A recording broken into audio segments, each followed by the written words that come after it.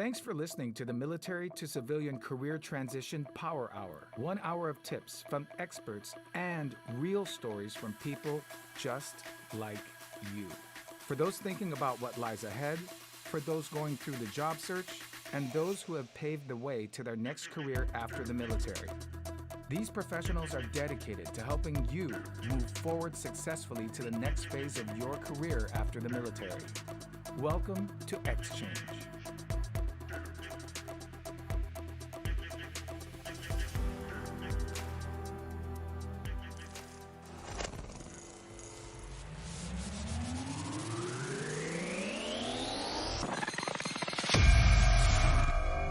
As we start our episode, our first segment is always somebody who is flying by the seat of their pants. In the soup, I call it. It's an aviator term for flying by instruments. And this woman is definitely not in the soup. She's not flying by the seat of her pants. She figured out within her 4 to 5 years of the military what she wanted to do, and I believe she's doing it. But rather than me tell you her story, I'd like to introduce you to Air Force soon-to-be veteran, Macy Nelson. Hi, Macy. Thanks for joining me today. How are you? Hi. I am doing well. Thank you so much for having me. You bet. Every story is so important here on the Military to Civilian Career Transition Power Hour. As I shared with you, my goal is to get at least 100 voices out there because the conversation about transition, I don't believe, is talked about enough. And everybody has a very unique fingerprint and transition experience. So talk to me about what you've been doing and how you're leaving the military and what you hope to do. Yes, so thank you. I started my skill bridge with Allegiant Vets. It is a skill bridge to help transitioning service members gain certificates in different fields that they're interested in. And I knew after the military I was going to kind of do a career change from mental health to something along the data analytic route, which is what I got my degree in, what I was really hoping to do when I got out. I used all my educational benefits while I was in the military to get that degree, and then from there I knew I wanted to continue to pursue it, so it just seemed like the perfect path for me. I joined Allegiant Vets. I got connected with someone who came to Tampa for a in-person visit, and from there we just connected. And they had me intern for them internally and a little bit outside of what a typical intern would do, and from there I landed a job. So it's been awesome. Wow, that sounds so easy. Like it just happened very organically and you didn't have any struggle. Or did you? Was there any type of second guessing? Or, we always give the highlight reel, right? We're always like, hey, Right. Yeah, it's all good. But was there any suck in any of this? Absolutely. I think there's so much fear in your transition. You get really comfortable and complacent with what you're doing. When I did my job, I did it well and I did it the best I could.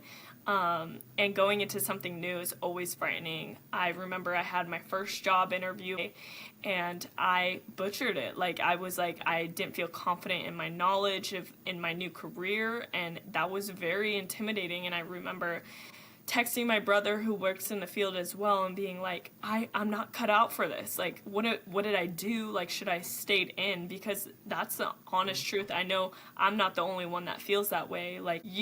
You think you have it and you think, okay, I'm taking all the right steps, and then to realize maybe I'm not competent enough in the field that I want to be in. And that was a really frightening thing. And it really wasn't always, sunflowers and rainbows. There was moments where I was really concerned about what the future held. I absolutely was.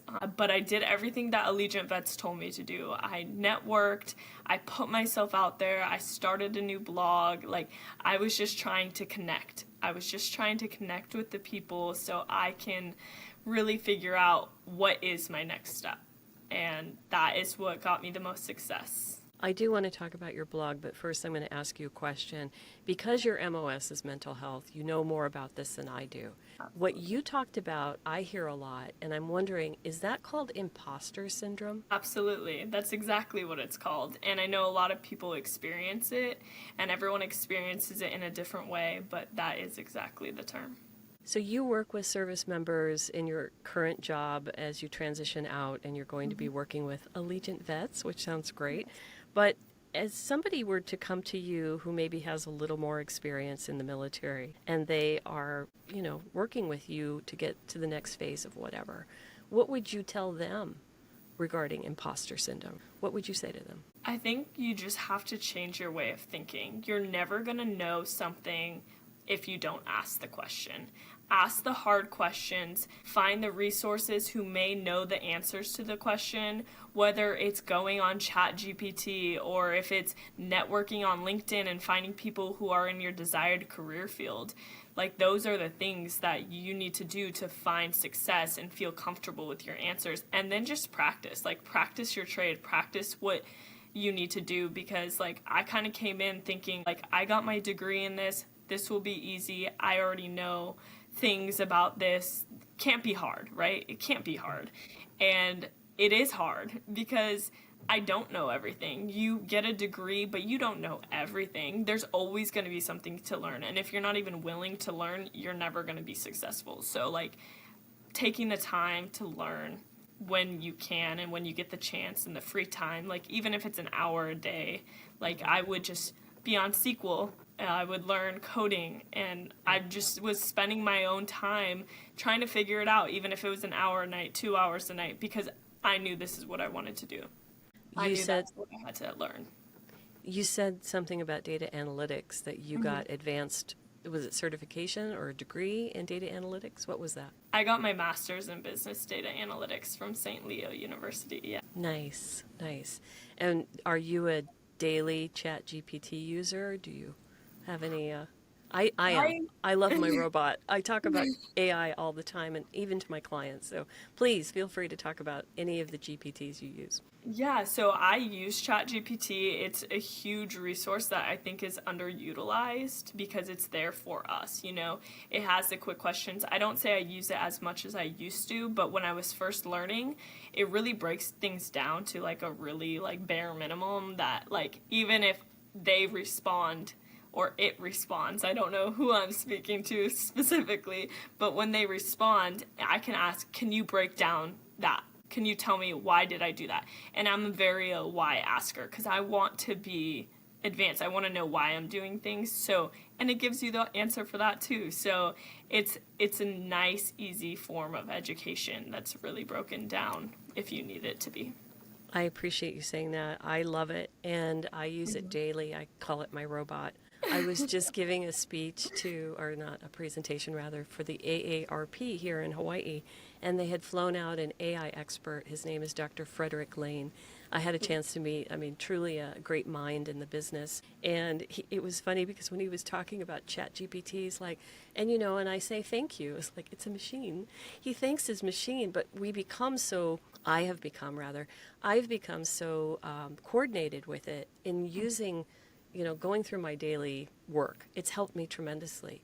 And I'll say that as a neurodiverse woman who, gosh, I could have used it in high school, man. I would have been doing so much better. I would have probably had a better trajectory to college or gotten better grades had I had that sort of, background or accountability. I know there's a lot of heat out there, so I just wanted to throw that out there. Right, absolutely. If the resource is there, why not use it, I want to talk to you about Playlist of Transformation. What is your blog, and why is this music and your transition timeline all tied together? Tell us what you did on that. Absolutely. So I started a blog called Playlist of Transformation. It's posted on my LinkedIn, and I use it as kind of same thing as what I did with Allegiant Vets, just to get myself out there, to network, kind of connect with other people who are transitioning and talk about some of the struggles that they have and some of the highs too. It's always a little bit positive, a little bit, truth, right?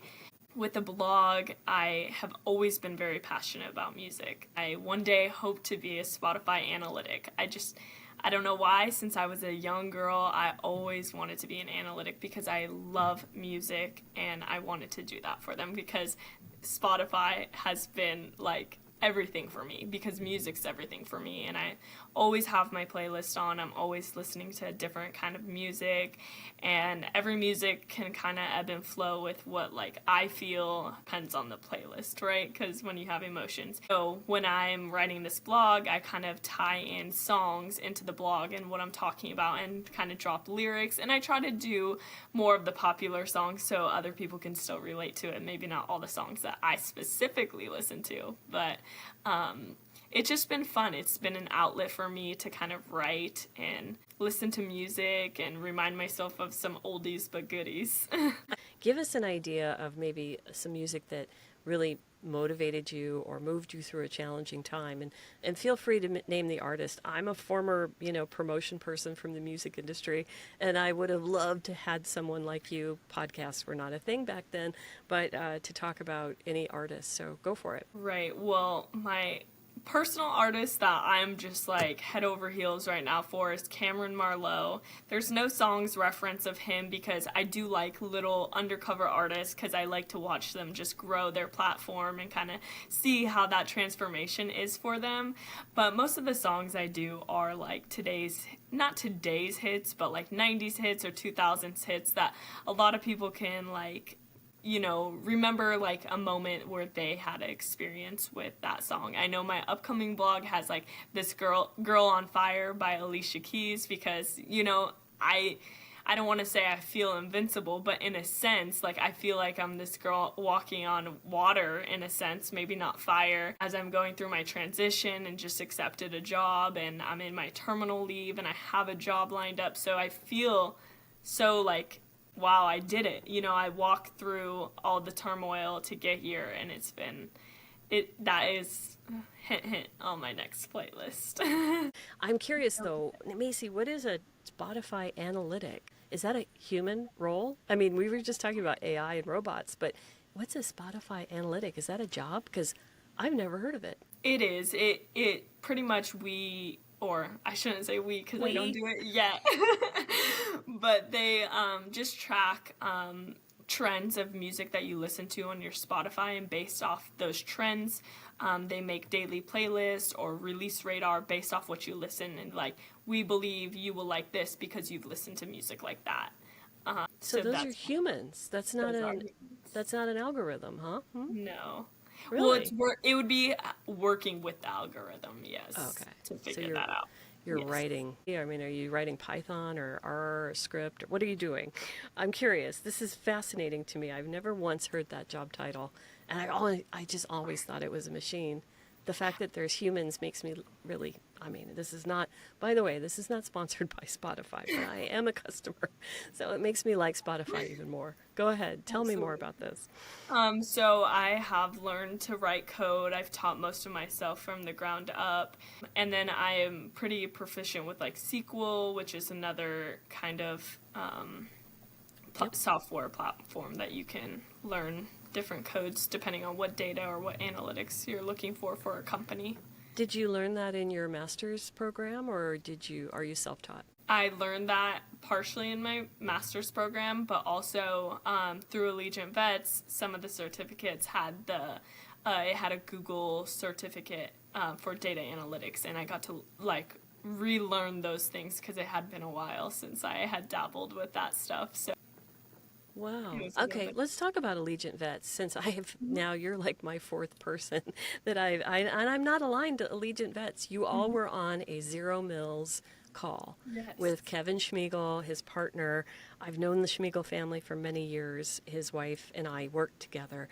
But I wanted you to know that everybody, when they offered up their LinkedIn and I started clicking, you were all transitioning military. A lot of people weren't, but and I was like, well, I'll just ask if they want to be on the podcast, and you've all said yes. So many of you have said, I received a certification in this. They've also talked a little bit about the flexibility of the program, that some people, was it Rhiannon Gonzalez, chose it because of the flexibility. She has children, she has life, and these impacts as trying to leave 28 some odd years of the service, it's a little more complicated. And some internship programs or skill bridge programs are so structured that doesn't give a lot of time. Was that an attraction for you, or what made you choose I know you talked to somebody from the organization, but what are some of the other things that brought you into Allegiant Vets, and what have you learned from it? So really, when I was looking through all the SkillBridge opportunities on like the DoD SkillBridge page or whatever it was called, because I can't remember off the top of my head, I came across Allegiant Vets, and it was just a couple days later that I heard back from them so promptly, and other ones I had applied to, it kind of hit a wall and never progressed, and it kind of was the first one I got accepted to, and it was completely remote, which was something I was not very used to or accustomed to, because even jobs that I had before the military were all in person. I had never really done this remote work, but I had heard from so many other people that the transition is a lot. Like, there's a lot that comes with it, whether you're going for your BDD claim or you have like medical appointments, or just trying to figure out all the paperwork to out process and all the steps, but also get a certificate at the same time. And they had a data science track, which is really the track that I pursued, because data science isn't specifically what I want to go into. I want to go more into data analytics, because data science is more coding, while data analytics is analyzing the code and the data sets. That's kind of what attracted it. It was flexible. It had the track that I was really hoping to get and get some certificates through it. It's not a professional certification, which maybe we should cut that out, but there is a difference between certificates and certifications, but the certificates that you get through Allegiant Vets are all educational based. So you really, truly get to learn the concept from ground zero, and it builds up upon each other. So I really remembered the first topic that I talked about and applied it to the next topic and to the next topic and to the next topic. So I didn't feel like I was losing information, because I was utilizing it for the next step as well. Wow. Good. I'm so glad that you filled me in on that. Now, you're transitioning active duty service member going into the civilian career force. Do they also serve other people, military affiliated folks, to include military spouses or veterans, or is it only transitioning military? So if you are in Allegiant Vets, your spouse or dependents can also get Coursera access for free to work on certificates for themselves as well. So yes, it is flexible for maybe not as a spouse, you wouldn't be in the entire program, but you would get the certificates and the Coursera access. And once you have Coursera access with Allegiant Vets, you have it for life. So that is great, because you can always go back and kind of dabble with other things or get other certificates, or just refresh your knowledge on some of the stuff that you did learn while you were in the program. I spoke to Rhiannon Gonzalez, who will have aired before you. She they call her Mama Drill, and she is a resilience trainer, drill sergeant, and she got to train on a Coursera course with Martin Seligman, who he created courses for the military on resilience. So she said to me, that's just total full circle. It sounds, I know Coursera, I know Udemy, I know those platforms because I do talent management in my work. I am also a trainer, but I love that you have access to it and that your family does too. That's a plus. This is something that you are going to go into as your next career, is giving back to this very community, which is the transitioning market, the military affiliated market, but you really do want to serve. What is the impetus behind that? What is really calling you in that direction? I think I just have always had a desire to help other people. I think it started from a very young age with my grandfather, how caring and genuine he was, and just really cared about his family, and just kind of some of those values just always stuck with me. And then working in mental health for the last 4 years, that's all I did. I got to help people who were having their worst day, because you don't go to mental health on your best day, you go on your worst day. And we were there, we were that sounding block for those people. So just being able to help, and transition ebbs and flows, kind of what I mentioned before. It's not always easy, it's not always straightforward. your emotions, your concerns about like, am I going to get the next job, or what am I going to do after this? It's nice in the moment to have the flexibility, but then you are always thinking about what's next, or at least you should be if you want a job. And if you're thinking about what's next and you don't know, it's kind of scary. And for a while I was in that place, and if I could just be an outlet for someone to reach out to and kind of just talk about some of the things I experience and hope that they can gain something from it, and get a tip or a tool that they can use for their future, then I won. You did win. Thank you. So we're going to close out your segment, Macy, but before we do, I want to first just thank you for your honesty, your transparency, and, I have to say this more, but I don't, for your support and your service over the last 4.5, 5 years.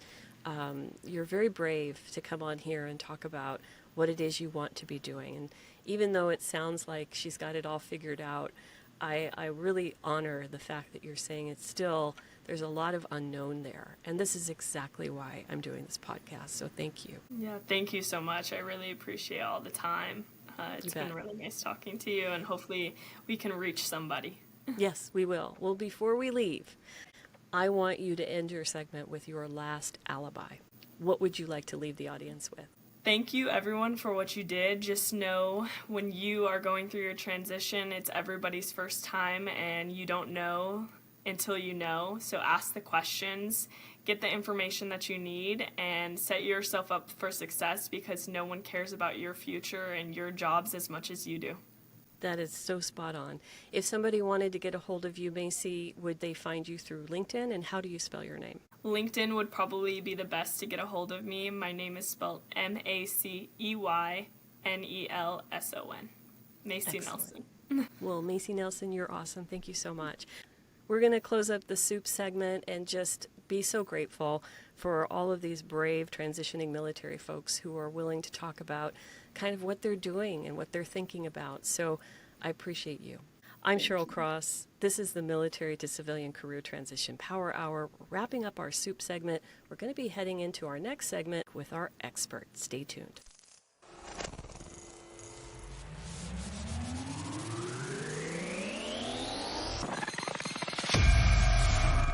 Coming into our second segment of the episode, we have our expert, somebody that has been hand-selected, most likely from LinkedIn, where you all should be hanging out, but somebody who's giving back to the community. They may or may not be a veteran. In this case, he certainly does. In the recruiting world, we have a call sign for him. His name is Hendo, but his legal name is Justin Henderson. He's the CEO, founder of Veteran Hiring Solutions, has a long legacy in this world, and he's here to pack 25 minutes of information so you come away with new tips and tricks. Please welcome Justin Henderson. Hey man, thanks so much for joining us. How are you doing today? Oh, I'm doing great. What a warm welcome. I really appreciate the time here, and I'm excited to have the conversation. Thank you. We've been sharing likes and loves and thumbs up and little, light bulbs on LinkedIn for a long, long time. We sort of run in a parallel universe, but I've never had a chance to sit down and talk with you. So this gives me a chance to ask you some questions. Before we hit the record button, you had something that I really want to stick to. Unique, not special. Why don't you take the floor on that one? Yeah, that's one of my favorite sayings, is because over the last 20 years or so, there's been which is well-deserved, an outpouring of support to the veteran and military community. But it almost brings this thought that we're special, that we should be treated special when we transition out. So we go do our time in service in uniform and exit and go, all right, I did everything America asked me for, give me my career. And what I always say is, we're not special, we're unique. We're unique because we rose our right hand to serve our country and commit ourselves to something bigger than us, but we're not special. And just remember that in your head as you're building your transition plan, or as you're planning your transition or thinking about transition. We're unique, we're not special. And the corporate America will look at us uniquely, but they will not treat us special. As you work with candidates, as you work with companies, you are one of the rare breeds that does both. Most companies work with just training, onboarding, recruiting, retention, like myself. You work directly with the candidates. You've got Mm, very special tools and techniques. Why don't you go ahead and tell us what makes veteran hiring solutions a little different? thanks. And this is really my passion. 20 years of doing this.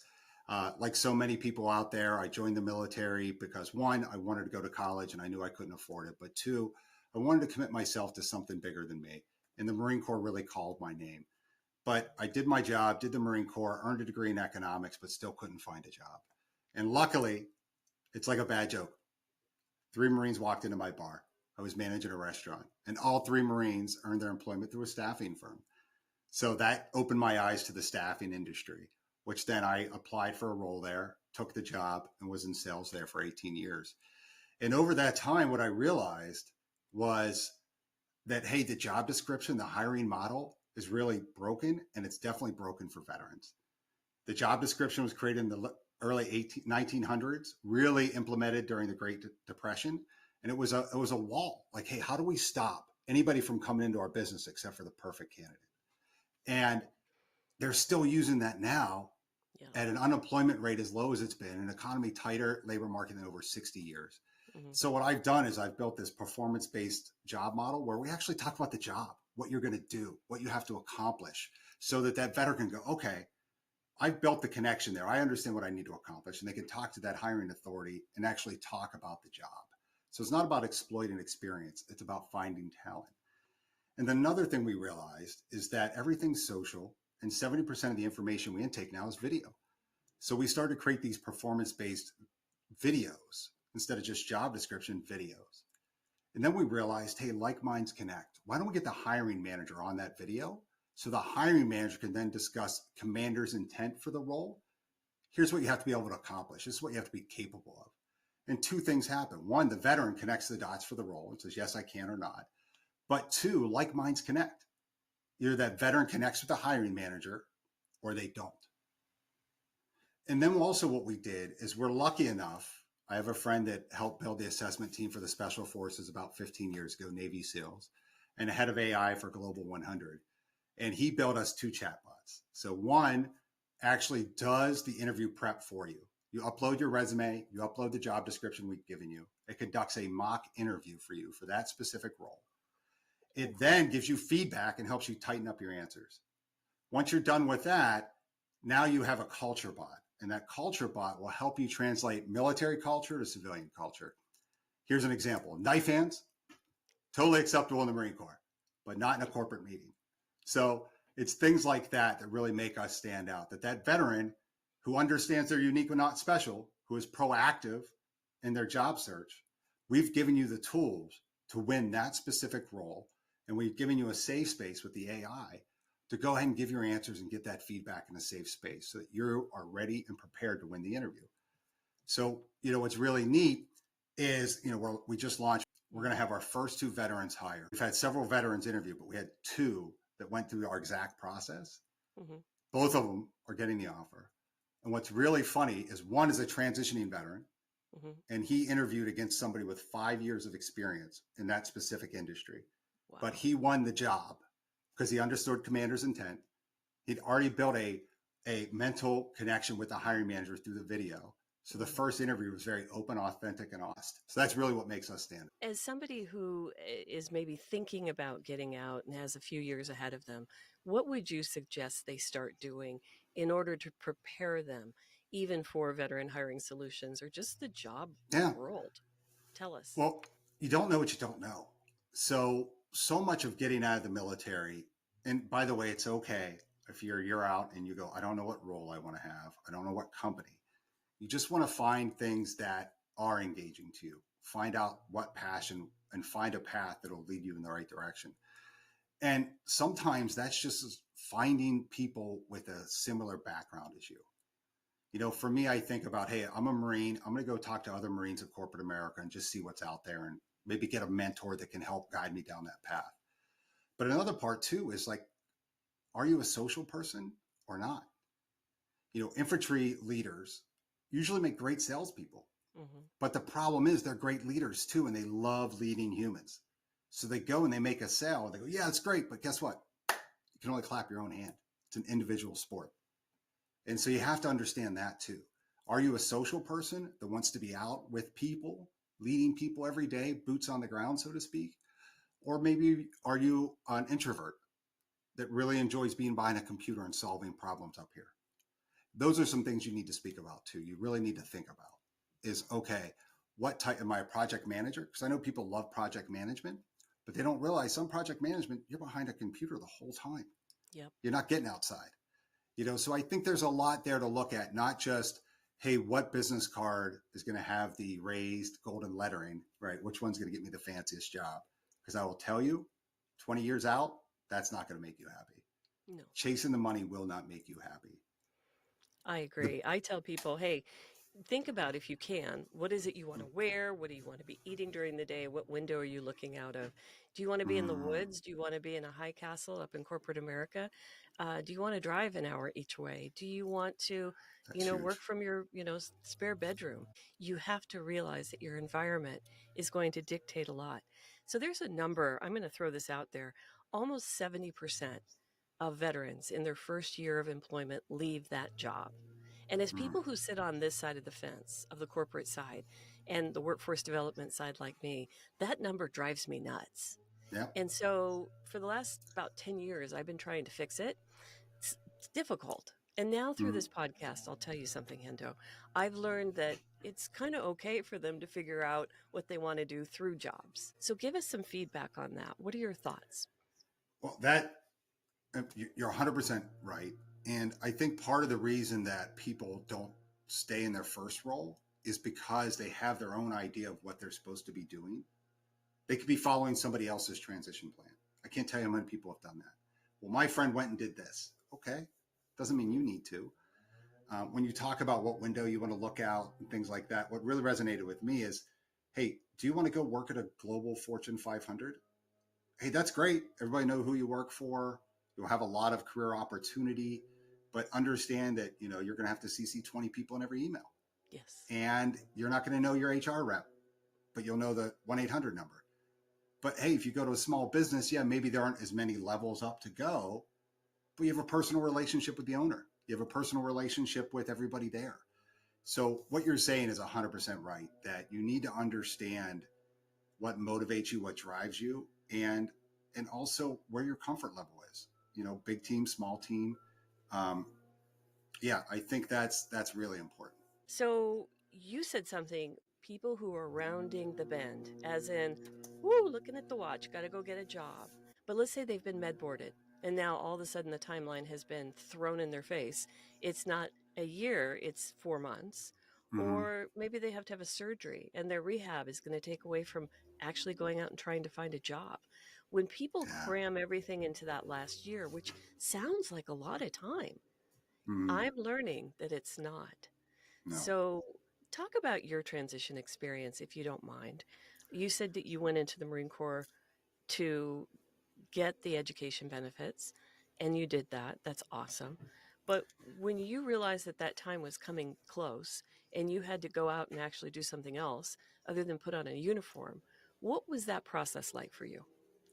Well, it was interesting because I went in MP, military police, was caught with color blindness at MEPS. So I went in undesignated. So I bounced around to a couple MOSs. So unfortunately, I didn't really have one MOS to say, hey, look, here's what I've been doing for 4 years or 6 years. I really had to lean on my discipline and my education. And I couldn't get an interview. The only thing I got was life insurance. I sold life insurance for about a year. And I did that almost about 8-9 months. And then I realized morally I couldn't do it anymore. Now there's great people out there and I'm sure it's great, but for the direction my supervisor was pushing me with what to purchase clients, I just couldn't do it.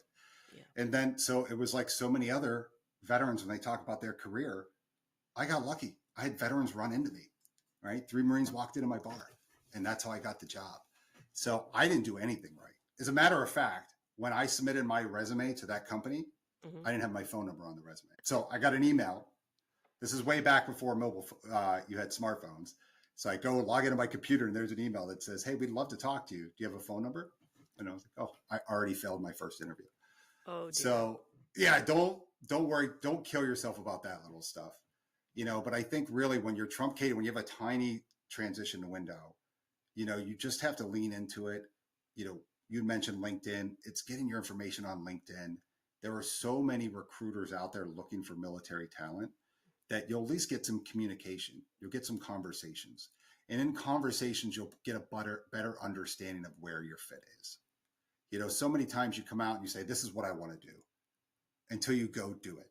I was working at a manufacturing plant in between when I got out of the Marine Corps and I was starting to go to college.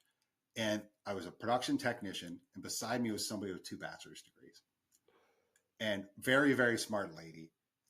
We had lots of conversations, but I remember the engineers walking down the manufacturing floor and me going, that's who I want to be.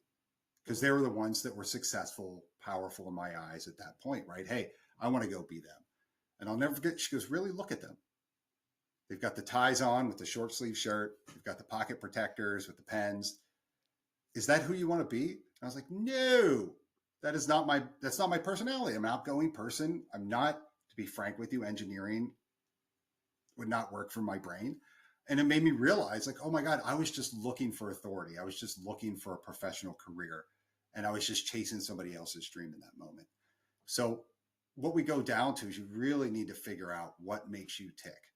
There are so many enlisted people getting out with degrees now, engineering degrees, and they'll go get an engineering offer and they'll get a technician offer and they'll realize, I really love solving problems with my hands. Mm-hmm.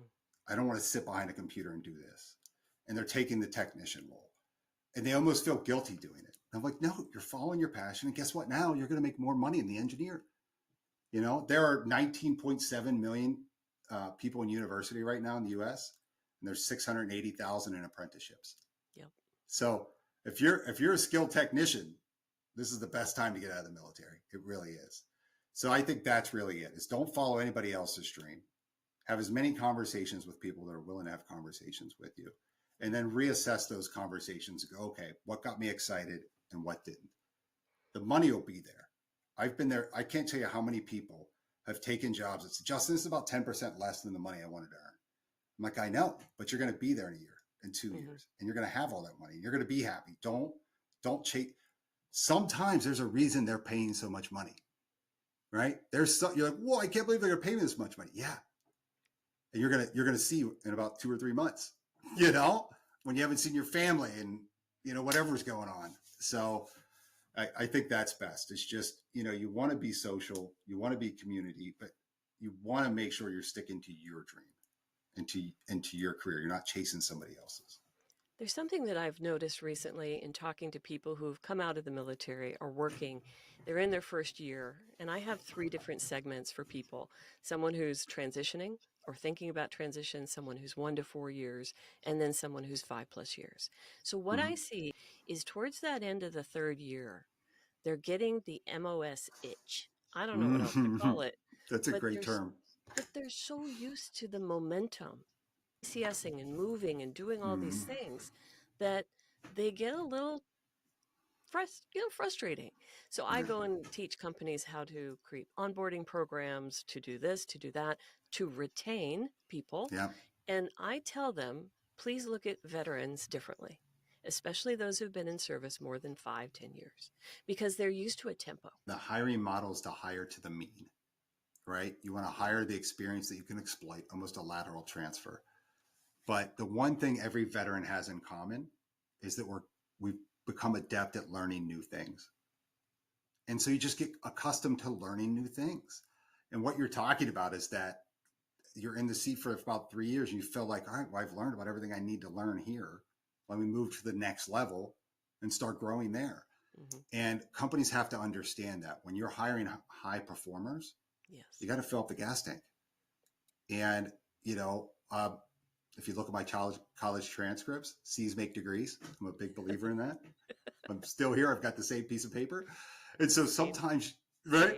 But sometimes you have to understand the role, right? You put a V8 in a role that needs 5 years of somebody sitting there. And then you're going, how come I can't keep people there? Well, you put a high performer in a role that's pretty static. Yeah. But there are people that prefer that, right? There are people that say, I want to show up at 9, not 8:58, 9 on the dot, and I want to leave at 5, not 5:02. So you have to make sure that you're assessing the role and the talent correctly.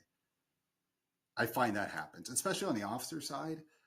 16 to 24 months, they're going to the next role, right? And as soon as they sit in that seat, what are they doing? Practicing tactical deftness, how to make that seat better than it was before, because that's their job, to improve the plans and the mission, then hand it to the senior NCO to execute. Mm-hmm. So I tell a lot of hiring authorities, you have to understand what leadership you want. Do you want strategic or tactical, right? I think that's really important too. So you have to understand when you're transitioning military leader and you're talking to somebody about a leadership role, mm-hmm. understand not only the responsibilities that you have in that role, but what authority do you have to create change? I had a client of mine that's been working with me over 10 years. They came to me, automobile manufacturers, said, we want frontline leaders. We want junior military officers because they're great leaders. But once they started hiring them, they said, we can't get these people off their desks. They're at the computer. They won't go on the floor. And when I started talking to them, I realized they were trying to improve the order. Like, hey, how can we improve this process? How can I help the greater good? But that role wasn't a strategic role. So what we ended up doing is putting E7s, E8s, and E9s in that role. Now they're going, what a great op order. I can go execute this. And then they're on the floor mentoring their junior staff. And every time they got promoted, this blew the company's mind. They said, hey, here's my replacement. Yep. So what do you mean? Well, I've been mentoring this person for 2 years. They can do our job. They can walk right into it. So it's really important to understand what type of leader you are and go into the right leadership role. And same with the hiring authority. What type of leader are you looking to hire? Let's go back to the candidate, the folks who are listening. And when we call you candidates, just know that that's an HR term. I'm so sorry. I know. So the very individual people who are creating very interesting life, plans post-military. That's you with me and your earbuds. Hendo, you said something about the military just giving throwaway orders, and I want you to go into that. Now, we're going to pivot back to, what folks who might be listening are sort of used to in terms of style, but what is a throwaway order?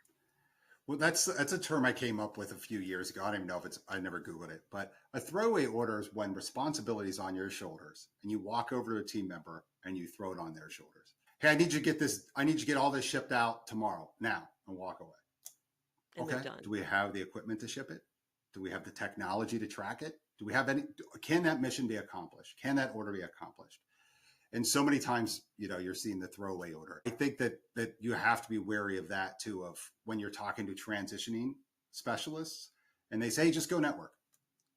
That's a throwaway order. They're not telling you who to network with, where to network, what questions to ask. So don't be afraid to go, I think that was a throwaway order. Let me ask you a follow-up question. Who should I be networking with? What industries? Make that person stop and think. Because sometimes it's just a reaction. It could be a TAP coordinator. It could be anybody. They're in the middle of something. They throw you, hey, just go network. Make them stop and have a conversation with you. Don't let that throwaway order be enough. Like, hey, no, who should I network with? What side? What platform? Things like that. Are follow-on questions encouraged in the military? Well, that's another thing too. It's like, I was a junior enlisted. So, every time I interviewed, somebody had brass on their shoulders. Mm-hmm. And then going down this path of corporate recruiting, every time I called a hiring authority, they had stars on their shoulders. Mm-hmm. So that's something you transition out of the military on the enlisted side, especially that junior enlisted side, is to like shred rank, shred it. Know that everybody on the other side of that table is hoping you're a fit just like you are. The more I work with hiring authorities, especially hiring managers, they're not professional interviewers. So they're coming in and they're going, so much of what I do is just training the brain of that hiring manager to be good at assessing talent. That's probably one of my major skill sets, is mentoring those hiring authorities. But, you want to know that person on the other side of the desk is hoping you're a fit too, because this isn't what they do every day. This isn't what they want to do. Their passion isn't interviewing people. Their passion is leading people in whatever their mission is. So for me, I think if you can just put that in your head going, this person's just as nervous as I am, right? They're hoping I'm a fit because they don't want to have another interview. And that should calm you down, and then preparation is key. I think the reason that veterans have such a hard time transitioning is because we've worked so long to be so good at our skill set, whatever our MOS is, and we're so confident in it. We're so proficient. And then we limp out of the military. We lose all confidence because we didn't train, right? What did the military teach you? Train, train, train, train. You didn't train for your civilian interview. You didn't practice your civilian interview. And I think that's why, especially like on the special operator side, when I talk to those people, you've worked so hard to be the top 1% of what you do, but you didn't use that same training or that same mentality to get that top 1% or leadership role in corporate America, which is, by the way, one of the main roles that I did veteran hiring solutions is that commander's intent video is for those soft people to understand. And then our goal is on the back end is those non-technical leaders that we know corporate America thrives and wants. We're going to present them via video as well, so that hiring manager can meet the human before they start vetting the text of a resume. And then they'll look for a reason to say yes. You are a change maker. Thank you so much for all you're doing in our community, for our veterans, for those military to civilian career transitioners, and really just for everybody. I love your spirit. And to have somebody who loves what they do for 20 some odd years, do you know how rare, you know how rare that is, because this is your business, right? I found my passion, and I love helping humans. And I think this community can help our country move to the next step more than any other part of the community. I know I'm biased to it, but we just need to show corporate America where our value points are so that we can get the right role and really show what we're capable of. Beautiful way to end a segment. So tell us, how can someone get a hold of you? How can they get involved with your company? What's the steps? What are the websites? So veteranhiringsolutions.com is our website. If you're a veteran job seeker, please apply. If you're a hiring authority looking to learn more, please sign up and we'll set up a call. And then I'm on LinkedIn. I'm a top voice on LinkedIn. So Justin Hendo Henderson or Hendo or Justin Henderson will find me there.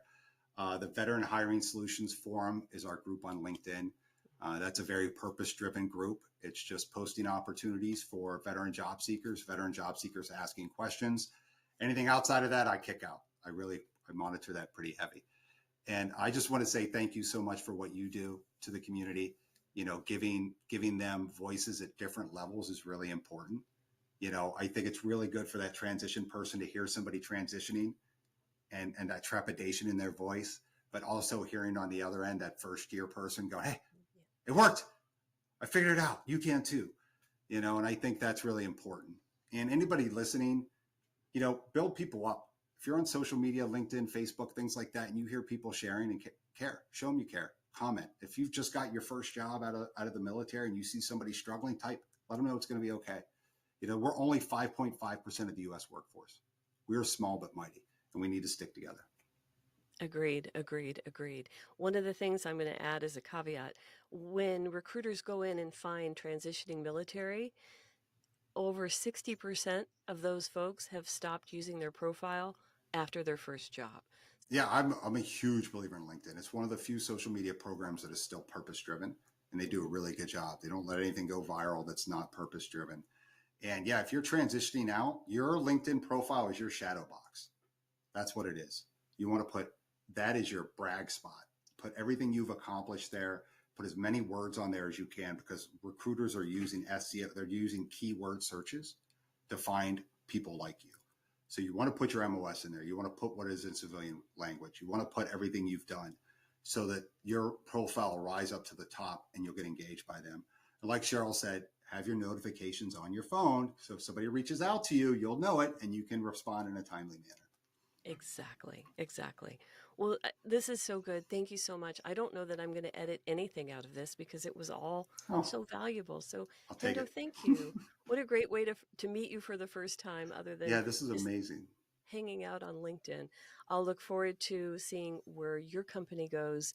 And I know you're going to be back with some sort of podcast or something because you have such a great personality. We're trying to get the word out any way we can. Well, we're going to do a little bit of our help. My name is Cheryl Cross.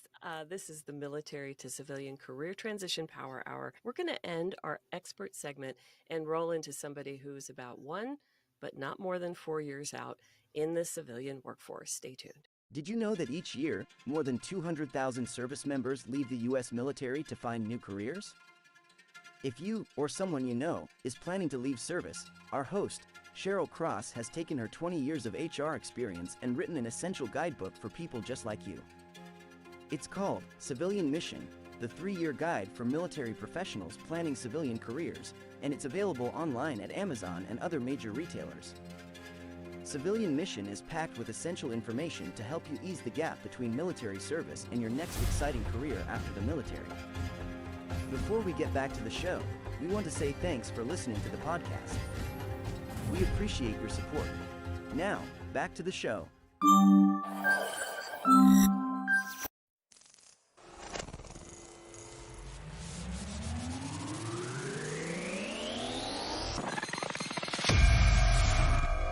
Now is the time to feature someone who's been out of the military about a year, but no more than 4 years.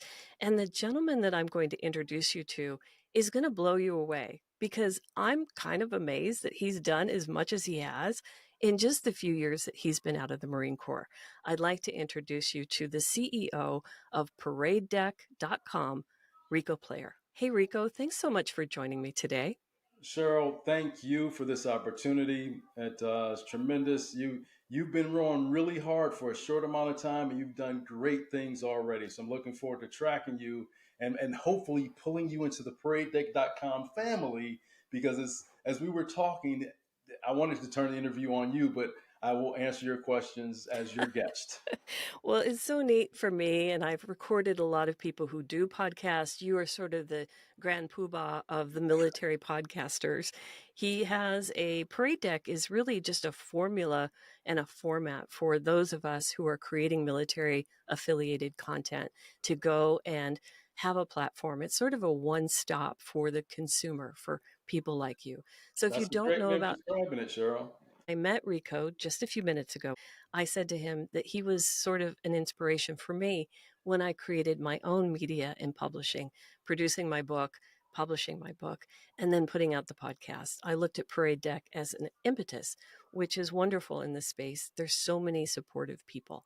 But I want to be quiet for a second and let the microphone go over to you, because your story is very interesting. You know, people want to tell all the, hey, here's the highlight reel, here's the this is what you should do. But sometimes transition stories suck. Can you tell us a little bit about the suck? Cheryl, absolutely, and it's different for everyone. And I'm not giving any no advice, only recommendations, because I'll share what worked for me. If there's anyone looking at transition, and granted, I've only been retired for 2 years, um, I would say the sooner the better. Build as long a runway as you can.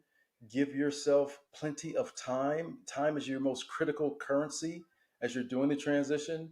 And if there was one thing that I wish someone would have told me, and LinkedIn doesn't give me a penny or pay me anything, but I'm a huge proponent of you get the gold chip LinkedIn status as you're going through transition, and you get it for a year.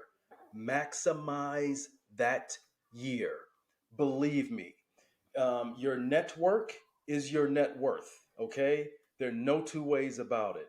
And yes, the officer track is much different than the senior enlisted, and the junior enlisted is a completely different flavor. So, if we're going to be splitting hairs, is for those transitioning military officers. Okay, I hope you got your seatbelt on. Nobody cares. Okay, nobody cares. They don't know a corporal from a colonel. They don't know a private from. It doesn't really matter. All right. So if you stay in the military vertical, a little different. All the veteran service. I'm trying to stay away from the acronyms. The veteran support organizations, veteran service organizations, they have probably a cursory professional appreciation for what you've done, but big corporate mama or papa, no, not really. So that was the one shocking thing that I experienced. The other was, even if you have a plan, be prepared to pivot. And what I mean by that is that I was focused on Hollywood. My mentor is in Hollywood, and we did 2 documentaries. The Day the Music Died, Don McLean's American Pie. And that unpacks the lyrics behind that song, which was on the chart for more than 50 years. The other was Reinventing Elvis, the '68 comeback. not an Elvis fan, okay, but Elvis was an Army veteran. So what I bring to my mentor in the Hollywood scene is military technical advisor. So we did those two projects, had others on the front burner, and then the strike happened. So I had to pivot. And my pivot was parade deck. So my career started on the parade deck, the oldest post of the Marine Corps, Marine Barracks 8th and I. And it ended on the second oldest post of the Marine Corps, the parade deck at Paris Island. So what happens on a parade deck? Pay, of course, parades, weddings, announcement. If it's good, if it's important, if no matter what branch you serve in, you do something good on the parade deck. And that's why I stuck with parade deck. What made you move into Hollywood? So many people have the dream of Hollywood. I moved there when I was 22. I went to work Okay. for David Geffen in the music industry. But I Outstanding. but I came from broadcasting. I was on the air, I was a music director. So that kind of made sense. You moving into Hollywood from the Marine Corps, kind of give us a bridge on how that happened. Well, that bridge was built almost 19 years ago because my mentor, who probably worked with Geffen, Spencer Proffer, he did Rockin' the Corps. We returned from deployment, and this was a thank you to the Marine sailors, their families, and friends. We had about 50, 60,000 folks out there on the beach at Camp Pendleton. Kiss, Destiny's Child, comedians. It was tremendous. And I was the public affairs officer at the time. And Spencer, he kind of liked my energy and my, go get it. And we've been friends ever since. And Rocking the Corps is on paradedeck.com right now. But Spencer, we've stayed in touch throughout, and he's helped me as a kind of an interpreter for Hollywood. What I know about the Marine Corps, he knows 10 times as much about Hollywood. So it was a great relationship, almost big brother, little brother, as we navigated, lots of projects. Anything military related, I'm his, subject matter expert and sounding board. And and if I stretch my Hollywood legs, he's there to kind of give me guidance and direction. I see this shining gold statue behind you above your right shoulder. Can you tell us what that's for? So that is for the 2019 Marine Corps birthday message. And my really good friend and brilliant director of photography, Rick Robinson, we paired up to get after the Golden Lady. When I was at headquarters Marine Corps as the director of communications, I attended my first Emmy award show, and some of our peers earned a statue. And I was like, wow, we were in the same category and nominated, which is great, but why didn't we win? So I got, it was really outside of my comfort zone. So Rick was gracious enough to give me a master's class in what it takes to not only tell the story, but make people feel the story and kind of bend or break the box as we're storytelling. So we said, oh, okay, so we're going to make some general officers uncomfortable. We didn't necessarily make them uncomfortable, but we used some techniques that hadn't been tested before. We really were ultra creative, and it got us to the finish line. That's a huge accomplishment. Thank Congratulations. you. Thank you. And what an honor to do it while in uniform. And now you're going to chase her for the rest of your career, just so you know. It's funny, going from the Pentagon to Paris Island. I was there at Paris Island during the pandemic, so things were like 70 flavors of different at that time. But I saw an opportunity. As a storyteller, I saw that, Paris Island was one of the few places that did not shut down. We continued training throughout the pandemic, and that's a whole nother podcast. But I went to the communicators, the professional communicators, and said, hey, I have an idea for a possible story. And they weren't interested. So with my music background and my mentor, we turned to the band. And I told the band what I saw and would they be interested in me coaching them through the process? And they were. And with, as a team, it wasn't just me, it was the entire team. They put together, You Were There is the name of the song, composed and written by the Paris Island Band. And we earned an Emmy nomination, not a win, but we did earn a nomination for that song. That's awesome. I just interviewed, I'll think of his name in a second. I just interviewed a Marine Corps band drummer.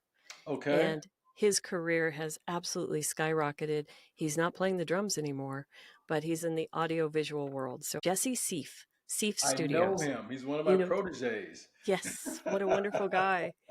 He was a great interview. And I tell you, you were going to talk about your transition story being not so comfortable. And I really want you to go into that a little more because, again, the folks that are listening, and thank you for listening, by the way, you are either figuring it out or continuing to transition because, Riccoh, as you know, transition is not just a one time thing. As you're learning in your second year out, doing all the things you're doing, which is remarkable. But transition, as I hear it from people I'm interviewing, is a lifetime. If you've spent any amount of time in the service, you've become enculturated, institutionalized in a way. You've become part of that military culture. And it's a bit like taking off the suit, not just taking off the uniform, but taking the suit off of that persona in order to put on another suit of the corporate world. And that to me seems like a bit tricky for folks. What has it been like for you, or tell us a little bit more?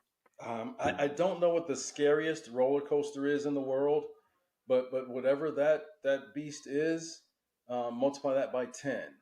I feel it's the up and down and fast and slow at times, and throw some rain in there and some friction and some malfunctions, and it's all of that. All Cheryl, it's like 4-level chess. So we have the tools provided by our respective services, and it's a fire hose with 4 days a week, whatever. And for me, I was wishing that we had as much time, for the Marine Corps, 13 weeks of boot camp. I don't recall what it was for officer candidate school, but give me 13 weeks to transition. You know, that would be great. So there's so much that goes into the transition, and no matter how much we plan and branch plan, life happens. Things change. Personal life, professional life. So as service members are looking to transition, I would say don't abandon what you learned, respective to whatever your rank is, and to utilize the network around you. It's there's no magic bullet, there's no panacea. It's all those things, multi-layered, interspersed, overlapping, and get ready for rejection. Think about it, Cheryl. Some folks, unless they did promotion boards, they haven't had a need for a resume because it's right on their chest. They Mm-hmm. their resume, their ribbons and badges.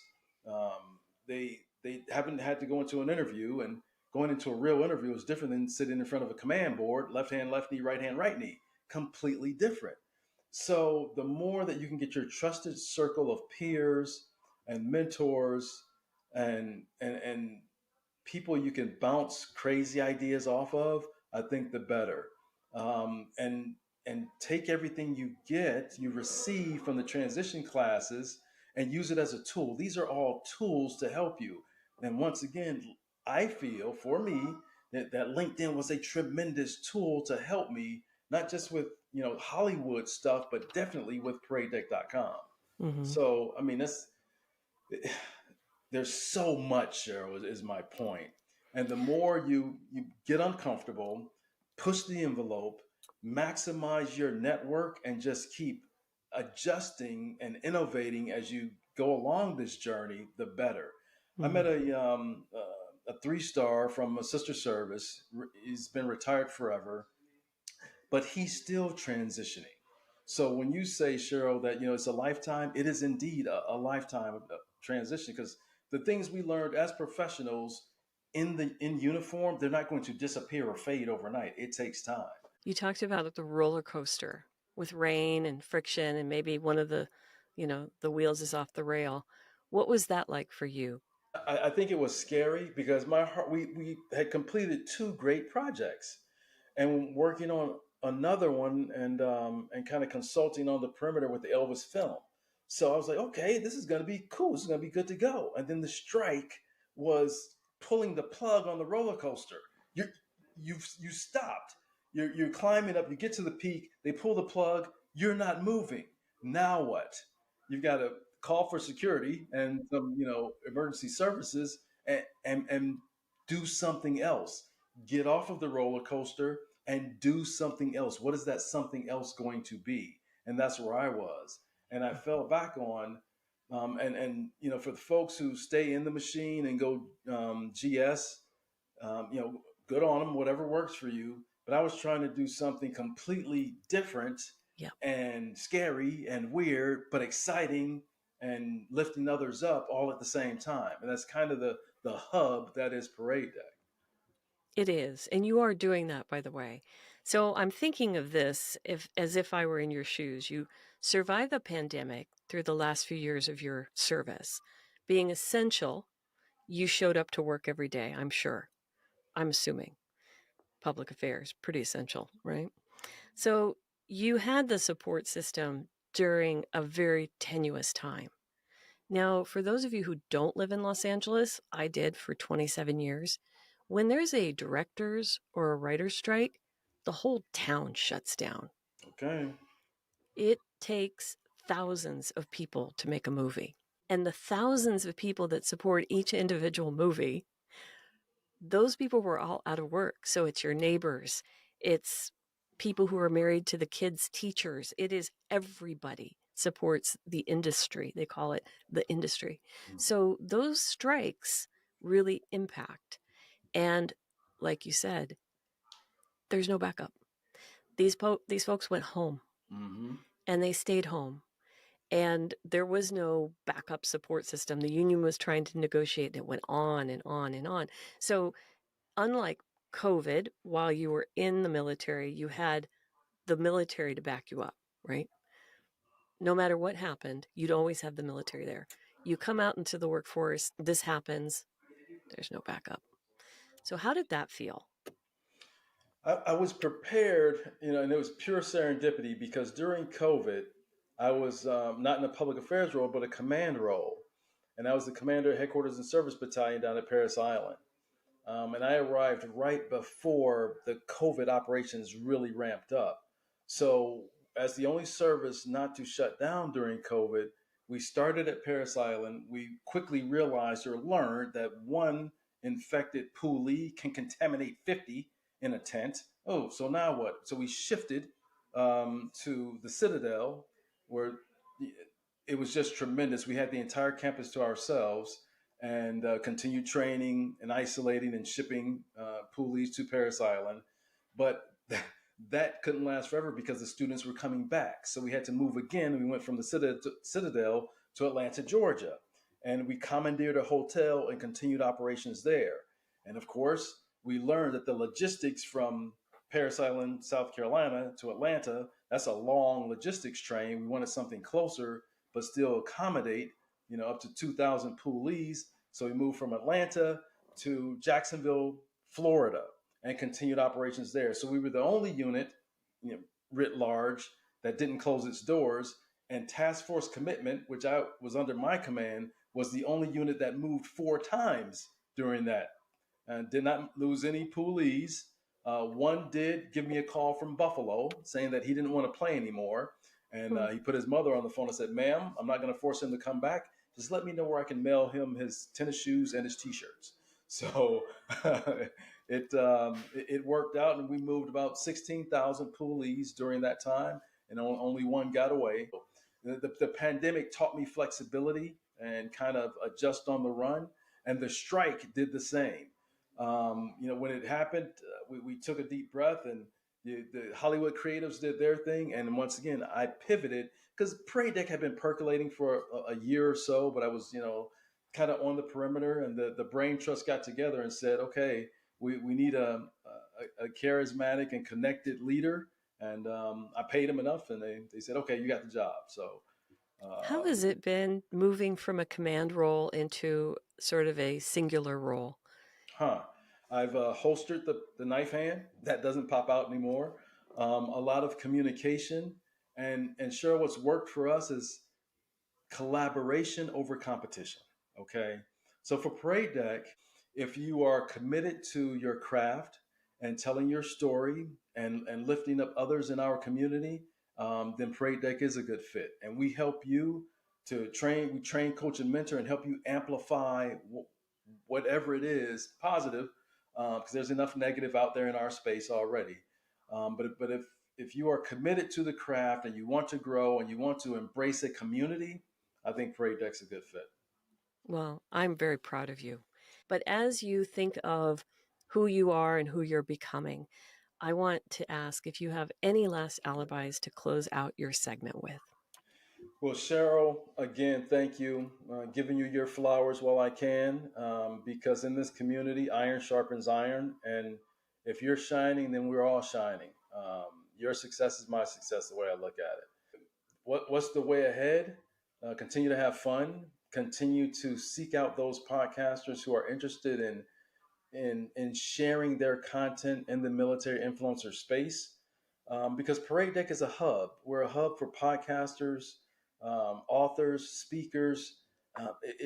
If you served honorably and you have a positive story to share, even if it's challenging, even if it makes some of our old gray-haired commanders a little itchy, okay, it's only to lift up the community. So as we grow Parade Deck, and as I push the content creators to move outside of their battle space, their familiarity, we just want to continue to grow and take care of each other. And part of that is checking on each other, because you'd be amazed at what a phone call can do for a fellow service member, someone you served with, or seeing some of the older veterans in their red Marine Corps hats or the blue Navy with the whatever ship they served on, and just go over to them and say, thank you for paving the way. And I know our Vietnam brethren and sisters that they didn't get that. So plenty of work to be done still, Cheryl. Who knows what the future holds? Come August, that'll be my 1 year in the seat at Parade Deck. And at that time, I'll reflect and see where we've gone, and I'll lay out some commander's intent on where we're going next. So there's a lot. We have a lot changing on Parade Deck. Here's some inside baseball. We're kind of massaging in the percolator a Parade Deck app, and what my latest mission has been, I've gone to several VFWs and American Legions, and my goal is and they realize that they are or were mostly old white dudes smoking cigarettes and eating cheap beer, and the ceiling is stained from the cigarette smoke. And the new veterans, they're here, okay? Yep. If you're not meeting them on their device, you're not going to get them. And what's in it for young veterans? So I'm going to these establishments and I'm pushing Parade Deck TV. And that is, if they pick out a space in their post, if they have a TV, we'll hook into it, because we've got in agreement with Apple. And Parade Deck TV is live right now through Apple TV. They identify the TV, we hook it up for them, and it'll be streaming content from the Parade Deck community. And that post can throw in their own public service announcements if they so desire. Headquarters at the Legion is on board. I'm on a call next week with the VFW. So, those entities, they work for us. And young veterans, sometimes they don't understand that. But the policy that the American Legion pushes, that benefits us, those are the folks that make positive changes in our community. I get it 1,000%. And, just real quick story, Reads Across America. I was an ambassador for them last year, and I did the ride from Vermont to Arlington National Cemetery. And Cheryl, that's when the light came on for me on what the American Legion brings to the table. And since then, I've been a champion for not only Reads, because that mission goes year round, but the American Legion, I get it. I'm on board. And if you go to my doggone Instagram, you'll see I go post to post to post. Let me in. Let's help. Let's meet these young veterans where they are. They probably are so grateful to have your championship and your advocacy. You're going to do great things. Well, thank you so much. I really appreciate you, and I know that you want to bring new voices, just like this podcast, raising the voices of 100 transitioning veterans and those who are in the workplace. That's my goal. Who knows where I'll go? Maybe I'll head over to Parade Deck one day. It'd be an honor. Yes. It'd be an honor.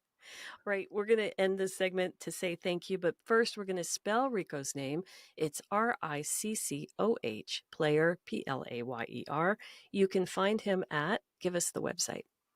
Paradedeck.com, PARADEDECK.com. And they can reach you on LinkedIn? Yes, on LinkedIn. LinkedIn is good. After you activate that free 1 year, hook up with Riccoh and follow his content, because Riccoh is not just a platform for podcasters. He is sharing information that's valuable to the entire military affiliated community, right? Yes, ma'am. All right. Well, we're going to close out this segment. Thank you so much for being on the show. Thank you. My name is Cheryl Cross. You're listening to the Military to Civilian Career Transition Power Hour. We're going to roll into our next segment. Somebody who's been out of the military at least 5 years. Stay tuned. If you or someone you know would like to be featured on the Military to Civilian Career Transition Power Hour podcast, write to us at the letter X, changepodcast.com. That's xchangepodcast.com. Thank you again for your support. Now, let's get back to the show.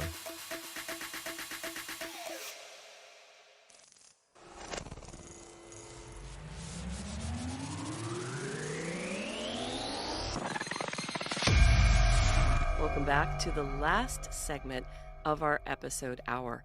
I'm Cheryl Cross, your host.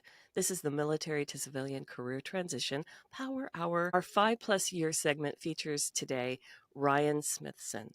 He is former Army Reserve and now doing something incredibly beautiful, incredibly helpful, and it's part of his own healing journey. Welcome, Ryan. How are you doing today?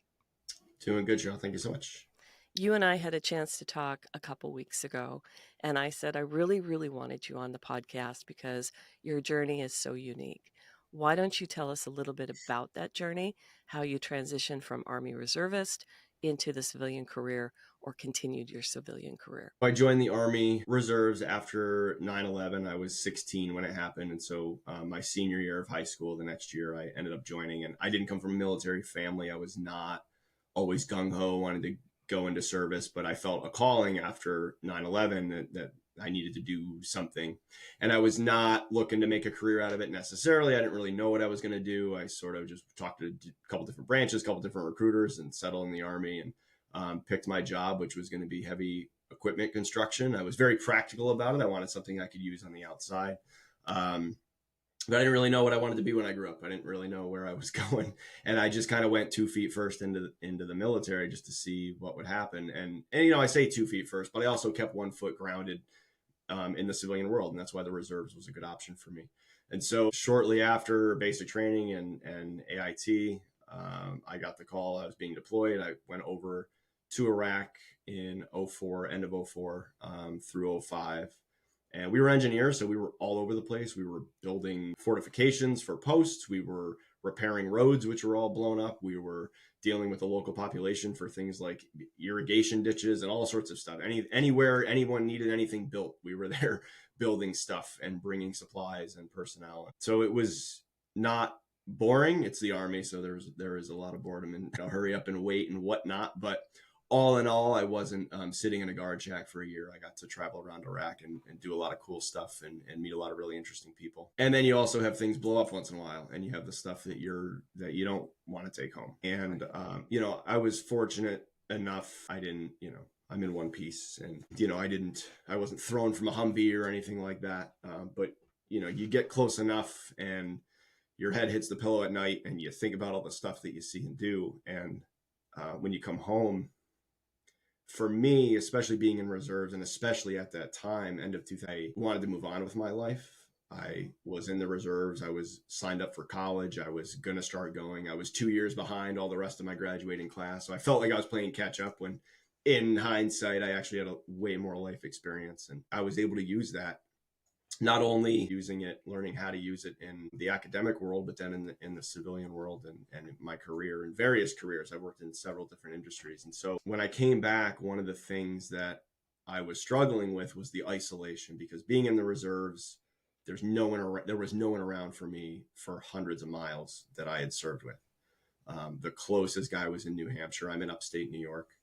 And unlike active duty unit at Fort Hood or Fort Drum or wherever, who goes over and deploys and fights and then comes home, you still have that unit. You still have those people keeping an eye on one another, and things change and people move around. But the reserves, I was the only one from New York in my unit. I was pulled from wherever, some list of social security numbers somewhere. And so just like basic training, we're sort of pulled together from all walks of life and then sent over to do this thing. And you come home and then it's just over and it's gone. And you're glad it's over, but it's definitely a loss. It's definitely a grieving process. And I don't think I was prepared for that. There were debriefings that were like, hey, here's the number to call if you're thinking about killing yourself. There were resources. There were well-meaning people who tried to give good advice. But at that time, it's not like now where there's been a generation kind of soldiers who've come and gone and learned the things that I've learned. And so I was very alone, and I didn't know how to reconnect, and I was newly married. I got married right before I left, and we were trying to make that work. And so I knew I needed something, but I didn't know what. I didn't know where to go, and I wasn't, thinking of killing myself. I wasn't calling that number, but I knew I was just hurting. And about a year after I got back, I was in college, and I wrote an essay for an English class, and the professor read my first draft, and then she would red pen it and give it back to you to hand in for a grade. And I wrote about a mission in Iraq. And she came to me and said, you have a really important story to tell, and are you seeking therapy? And I kind of like chuckled when she said that, because it felt therapeutic to write it. If the writing was there, and that was in the background while I was also talking to a therapist, and it helped to bring that stuff up and flesh it out. And one of the lessons I took away from writing about my experiences was all of the good things that I experienced in Iraq, all of the friendships, all of the local population that I made friendships with, the people, the little interactions, the big missions where we were really trying to help people, the small missions, the military missions that were just strictly like, hey, go get this job done and don't get killed while you're at it. All of it, all of the good lessons, all of the good was lost because I didn't want to talk about any of the bad, right? And pressure to stuff your emotions down and hide your emotions and not share your emotions. And that's all necessary when you're fighting a war. You can't think with your heart in that moment when bullets are flying, because you're going to get yourself killed or somebody else killed. You have to rely on your training, and you have to move, and you have to stuff your emotions down. You just box them off and put them in a corner. And that's part of your training as a soldier. It's part of what you learn how to do. It's very easy for that to become your default. It's very easy to just stay stonewalled and closed off from people. And it also takes time. And I tell veterans too, like, try not to be hard on yourself that you're not opening up, right? Like you need to come into that in your own way, on your own time. But what I tell them is don't give up. It's not overnight. It's not like everything's all fixed one day. You still might have a scar, but you're healed, and you wake up one day and you realize, wow, I didn't think about that terrible memory today at all. And that, for me, that was what the writing was doing. So I had all these stories, and that original professor, even after I was out of her class, she would go through the pieces and help me, edit them and flesh them out, and understand what I was trying to say and all that. And she was really instrumental in the whole thing. And she also knew how the publishing industry worked. And she said, well, you got to query literary agents and you send it out. And then, that's how you get into it, like a big publishing house. And self-publishing at the time was not really a thing. What ended up happening, 100 agents turned it down. They said, nope, not good enough, don't want it. And I had one that finally replied and said, I want to represent this and send it out there, which does not mean I have a book. It means I have an agent who believes in the book enough to go and sell it and use her connections to get in. And she thought of a YA editor, young adult editor at HarperCollins. And I thought at the time it was like settling, like, oh, it's not going to be an adult book. It's just going to be a YA book. Right. I couldn't have been more wrong. The book came out in 2009. A few years later got turned into a play through no doing of mine at all. Got turned into a play and toured around a little bit in Chicago. I saw 3 different actors play me on stage, which was totally weird. But to see my words and my story and how an audience reacts to it in real time was incredible, and something that I never thought I would get to experience. It even opened my own eyes up to like theater and what that can do for people. And it gave me whole new layers of understanding to art and culture in the world and my own story. So you took this writing and this experience. So you took your everything that you had done, put it on paper. Someone noticed it, became a mentor, an ambassador, and a champion for you to move it forward. You moved it forward, and it went into these wild ways, but you were open enough to ride that wave. Yeah. You went with it. You didn't say, no, I don't want to play. You were very open, it seems, to whatever Yeah, the experience would bring you. And then where did you go with this? Where did you feel that you had to take this message, or did you pivot and go in a new direction? I continued on in college. I originally went for criminal justice, got my 2-year degree, went to a 4-year school, mostly night classes, and I was starting to raise a family. The advance on the book was the down payment on my first house. So, that was amazing. Other than that, it's still the work of going out and putting it out there. I was writing while I was also in school raising a family, so which meant I was writing fiction between semesters and then doing research papers at night and working during the day. But I wrote almost a dozen manuscripts that I tried to get out and sent them to HarperCollins, and they just weren't good enough. I did have another small book published with a small publisher, which I originally wrote as a play. It was actually my master's thesis. And I was very proud of that story. From when I started writing to when the book was published to when I did sort of pivot and move more into visual art during the pandemic, which I'll get to in a second, I was also paying my mortgage, and I wasn't doing it with writing. I was close to getting my bachelor's degree. And I was at that point where I was driving trucks for a living. And so I went to this veterans job fair, and there was a gentleman there who's a recruiter. And he said to me, "Have you ever thought about sales?" And I said, "No. Why would I think about sales?" And he said, "Well, sales can have a certain reputation, but it's at the end of the day, man, it's good communication, and it's being personable and helping people solve problems. And if you can do that, you can write your own ticket in sales." And I was like, okay. So he got me an entry-level job at a call center, working in the telecom industry. And it was definitely a sales grind, but I learned a lot, and I moved up through the ranks, and I got into some leadership positions, and I made some good network connections and friends. And then a few years later, I was there for 3 years or so, 4 years. And I got an opportunity to go work for a company that sold technology to government, and they needed someone who could write and do sales. Like, hey, all right, well, that's me. And so, it's not like I planned that ahead of time when I came out of the military, right? I was driving trucks because that's what I did in the Army. And it's just sort of, I think it's all a matter of just taking opportunities as they come and trying to be wise about the opportunities that present themselves. Because sometimes maybe you don't want to go in a certain direction, right? And you got to make those choices, and you don't always know what the right choice is in that moment, right? But you do the best you can with what you got. And so much of what I tell people is just make connections and just be around people. Don't be afraid to put yourself out there. Don't be afraid to tell people you're a veteran just because you don't want to talk about it. I don't like talking about it all the time either. I'm here on this podcast, but I don't walk around the grocery store saying like, "Hey, I was a veteran. You want to talk about military service?" Like there's a time and a place for that. And I think it's important to be able to wear that hat and to be able to know, even if you just learned how to shoot a gun in the Army, what you also learned was time management and discipline and teamwork and a whole lot of other things that make you incredibly valuable to any business looking for any position. If you manage your time well as a salesperson and you get your meetings in the system, and your sales manager knows what you're doing and knows you're doing the right things, then if you want to take Friday afternoon off, you don't have to work Friday afternoon, right? Understand that the military has given you so much. And it may feel like the military and that experience and the trauma has taken a lot from you too. And those two things can be true at the same time.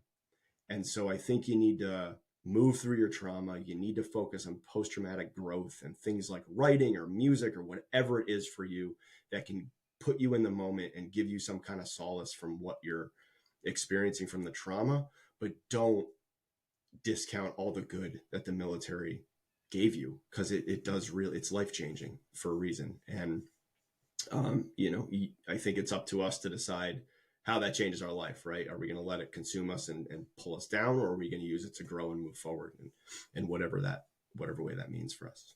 So many people are listening to this through ear pods, and they can't see. If you're on YouTube, you can see behind Ryan's head, there's a beautiful photograph. Well, there's 3 beautiful photographs of 2 of his children. One is his Army buddies, but the one above that, I want to talk about that because I found you through your art. So tell me what the artwork is. Explain it to those who aren't watching, and tell us about where you're at with this. I was very established in my sales career. Things were going well. I had 2 kids that were young, and I took them to Magic Wings Conservatory, which is a butterfly house up here in New England. And it's a really cool indoor jungle, and these butterflies from all over the world are bred there, and they fly around and they land on you, especially if you're wearing bright colors. People get married there, field trips go there. It's a really cool place.